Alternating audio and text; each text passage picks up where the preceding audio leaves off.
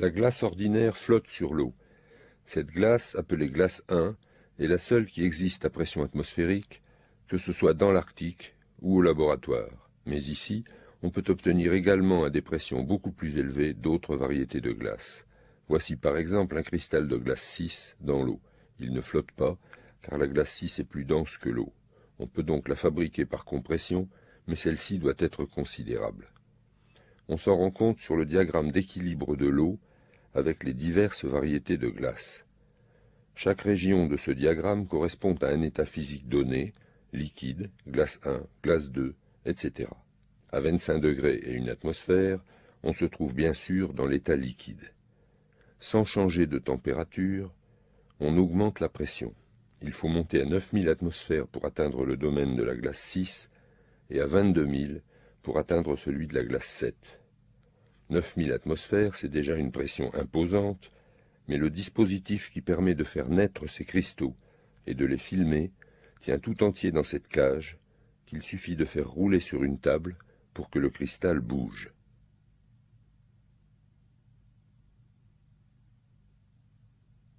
Celui-ci naît et grandit dans un trou de 200 microns de diamètre environ, soit 2/10 de millimètre, pratiqué dans un joint métallique écrasé entre deux enclumes de diamant, matière qui présente l'avantage d'être à la fois très dure et transparente. La lumière émise par la lampe peut ainsi traverser la cavité où se trouve le cristal entre ces enclumes transparentes, puis l'objectif du microscope, dont on peut régler la position, avant d'atteindre enfin la petite caméra qui fait partie du dispositif. L'ensemble étant rigidement fixé dans la cage, quand on fait rouler celle-ci sur la table, la caméra roule avec elle, et on obtient sur l'écran le même effet que si c'était la pesanteur elle-même qui changeait de direction devant une caméra immobile.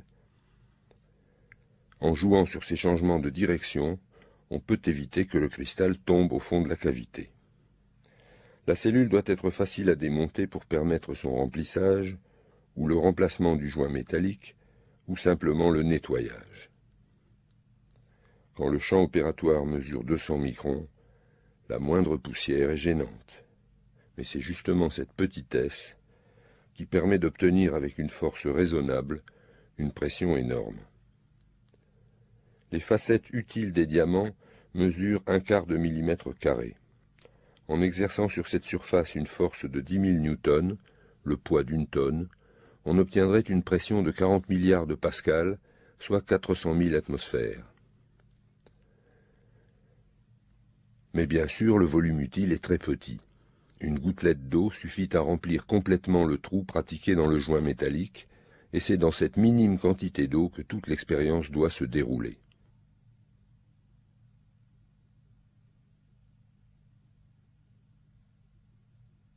Une fois la cellule refermée, on la replace dans le montage, et d'abord dans la culasse reliée au compresseur par un tube métallique souple, assez fin pour ne pas gêner les mouvements de l'ensemble mobile. Après quelques réglages de netteté et de position, on recommence à augmenter la pression. On peut contrôler la force exercée, tout en suivant en direct grâce à la caméra ce qui se passe dans la cavité. Si on part d'une situation où celle-ci est pleine d'eau et si on comprime à température ordinaire, on dépasse sans que rien ne se produise la pression d'équilibre entre l'eau et la glace 6. C'est le phénomène de surfusion qui cesse brusquement. On voit alors apparaître un enchevêtrement de petits cristaux orientés de façon anarchique. Pour obtenir un monocristal, il faut d'abord faire fondre presque complètement tous ces microcristaux en diminuant doucement la force de pression.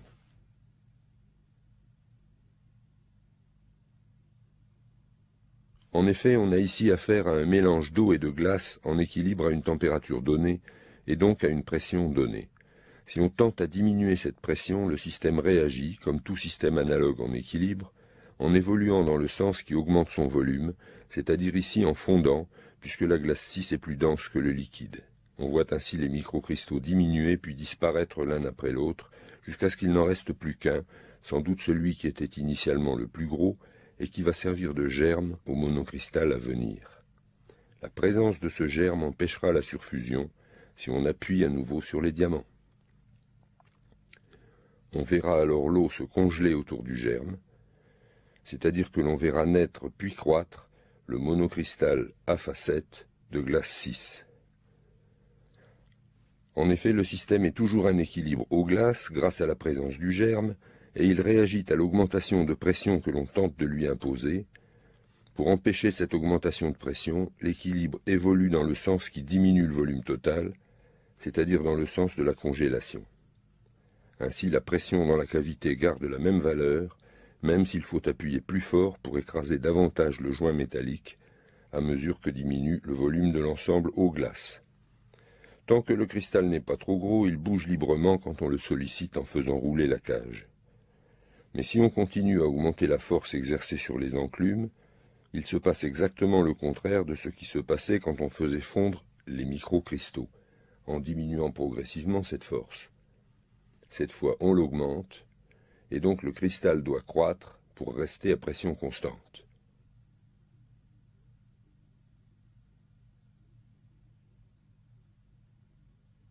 Il vient un moment où le cristal, devenu trop gros, se bloque contre les parois de sa prison. On finit ainsi par remplir complètement la cavité avec cette variété de glace. On ne distingue bientôt plus d'arêtes reconnaissables.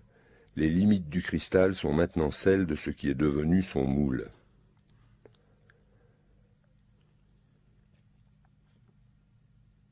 On peut bien sûr faire fondre à nouveau ce glaçon de glace 6. Il suffit de diminuer la force qui appuie sur les diamants. On remarque que la fusion de ce cristal se fait sans qu'il acquiert à nouveau des arêtes. C'est toujours un monocristal, mais son volume n'est pas limité par des plans, et il ne forme pas un octaèdre, mais un solide irrégulier vaguement arrondi. C'était la même chose pour le germe initial. Tant qu'il fondait, sa forme était quelconque.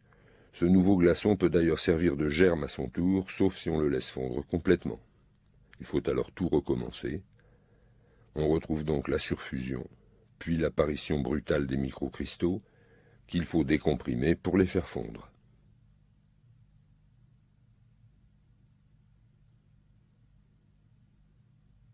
Il peut arriver qu'en décomprimant cet enchevêtrement initial, on stoppe cette décompression alors qu'il reste dans la cellule non pas un germe cristallin, mais 2 ou 3. Quand on recommencera à augmenter la force, on verra naître alors puis croître, non pas un monocristal, mais 2 ou 3. Leurs directions sont quelconques, mais leur forme est toujours exactement la même. Ce sont des octaèdres presque réguliers. C'est en effet sous cette forme que cristallise la glace 6.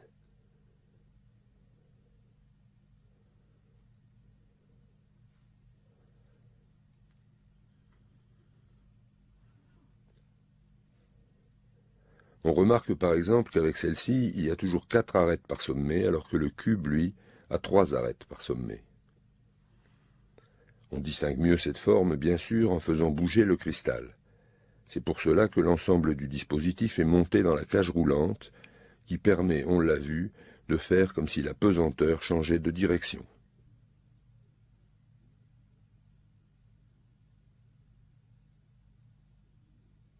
À propos de pesanteur, on tente depuis quelques années de faire croître des cristaux en orbite, dans l'état dit d'apesanteur, pour éviter que les différences de température se traduisent par des mouvements de convection dans le liquide, mouvements qui empêchent la croissance de gros monocristaux. Or, éviter la convection, c'est justement ce qu'on réalise à moindre frais, en congelant par compression et non par refroidissement.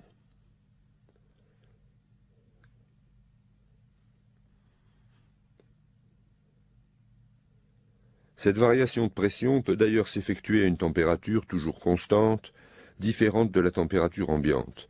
Ainsi, à moins 13 degrés, c'est-à-dire dans un congélateur quelconque, on est à pression ordinaire dans la glace 1. Si on augmente la pression, cette glace fond, car elle est, situation tout à fait exceptionnelle, moins dense que le liquide. On sait bien sûr que cette particularité de l'eau fait que les lacs et les mers gèlent à partir de la surface et restent liquides en dessous, ce qui permet aux poissons de survivre et à la vie en général de se développer. Dans notre cellule, la compression fait fondre les monocristaux jusqu'à ce qu'il ne reste qu'un cristal unique, qui pourra servir de germe si on recommence à diminuer la pression. On remarque d'ailleurs ici que plusieurs compressions et décompressions successives fatiguent le joint et donnent des poussières qui deviennent vite gênantes. Quand il ne reste plus qu'un germe, on peut recommencer à diminuer la pression pour faire grossir le monocristal. Dans cette variété de glace, celui-ci a une structure prismatique.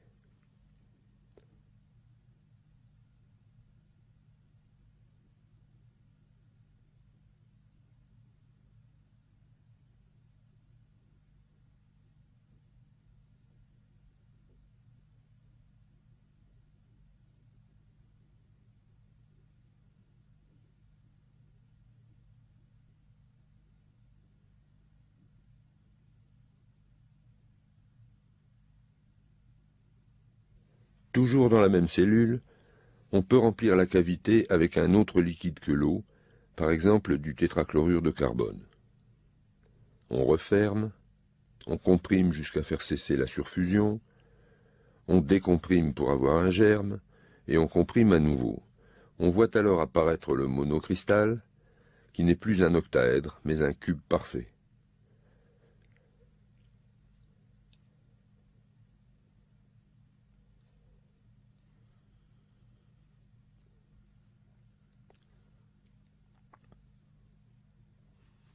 Comme dans le cas de l'eau, il peut arriver, quand on décomprime l'enchevêtrement initial de microcristaux, qu'on cesse cette décompression alors qu'il reste encore 2 ou 3 germes.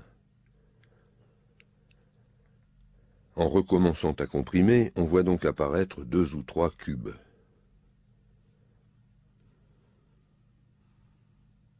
On peut bien sûr les faire fondre en desserrant doucement les enclumes.